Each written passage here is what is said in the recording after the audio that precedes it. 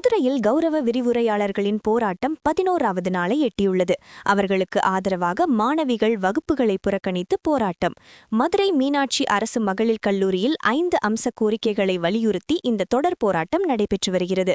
UGC நிர்ணயித்தபடி 57,800 ரூபாய் ஊதியம் வழங்க வேண்டும், 12 மாத கால சம்பளம் மற்றும் மகப்பேறு விடுப்பு அளிக்க வேண்டும், ஓய்வு பெற்றவர்களுக்கு 25 லட்சம் ரூபாய் பணிக்கொடை வழங்க வேண்டும் என்பதே இவர்களின் பிரதான கோரிக்கைகளாக உள்ளன.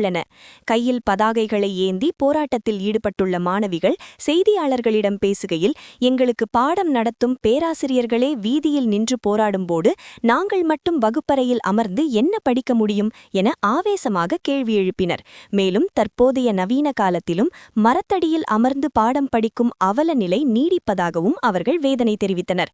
இந்த விவகாரத்தில் அரசு உடனடியாக தலையிட வேண்டும் என்பதே அனைவரின் எதிர்பார்ப்பாக உள்ளது.